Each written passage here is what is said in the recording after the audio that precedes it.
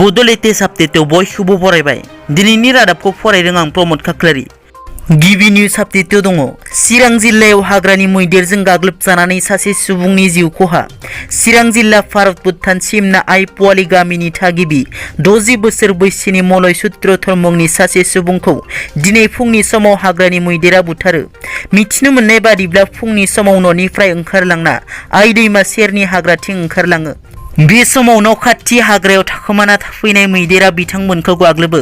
बिनिनो सासेया खारस्लाबनो हायैयाव गाथारनानै बुथारना गालाङो। नैथियाव दङ दिनै 1:13 समाव क'क्राझाराव बांग्रिङा सोमावग्लुंलांदों। नेशनेल सेन्टार फर सेस्म'लजिया फोरमायनाय बादिब्ला दिनै 4.0 मेग्निट्युड गोहोनि बांग्रिङा क'क्राझारखौ मिरु खालामनानै क'क्राझार जिल्लानि 10 किल'मिटार जानथायसिम 1:13 समाव मावग्लुंलांदों। थामथियाव दङ क'क्राझार जिल्ला गसाइगाव महकुमानि सिङाव थानाय गेवलांफुरि वार्ड नम्बर 4 गामिनि गंसे बर' नखराव सिखाव हाबनानै रां सना रुफा खावनानै लांदों। गेवलांफुरि वार्ड नम्बर 4 गामिनि थागिबि बिबिका बरगयारि बिथाङा मैया रबिबार खालि फुंनि 10 रिंगासो समाव गावनि फिसाज्लाखौ क'क्राझाराव लजिंआव दोनलांनो होननानै न'निफ्राय ओंखारलांदोंमोन। क'क्राझारनिफ्राय न' फारसे फैनानै मोनाबिलि 7 रिंगायाव सफैनानै नुफैयो न'नि दरजाफोरा गेवनानै थानाय आरो सर्टकेस बाक्सुफोरा गासैबो खेवनानै दोननाय नुनानै मोजाङै नायनानै नुबाय गोबां बिबांनि सनाजों लोगोसे रां रुफाखौबो खावनानै लांजोबनाय नुनो मोनो होनना बिबिका बरगयारिया फोरमायदों। सिखावा लांनाय मुवा बेसादनि गेजेराव दंमोन गासै 7 तला सना, 50,000 रां आरो गोबां बिबांनि रुफाजों लोगोसे 1986 मायथाइयाव देरहानाय सुब्रत मुखार्जी नेशनेल चेम्पियनशिप मेडेलखौबो लांदों। सिखावा न'नि गेटजों हाबालासे न'नि उनफारसेजों हाबनानै बे हाबाखौ मावदों होनना नखरनि सुबुंफोरा बुंथियो।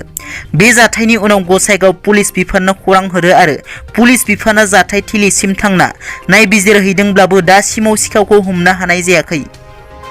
ब्रैथियाव दङ थांनाय 15 आगस्ट उदांस्रि साननि सिगां बारग' एनडिएफबि सोद्रोमाफोरा एनडिएफबिनि गायसनगिरि आफादगिरि रन्जन दैमारिखौ उदां खालामनांगौनि गोबां धरना होनायखौ नुनो मोन्दोंमोन।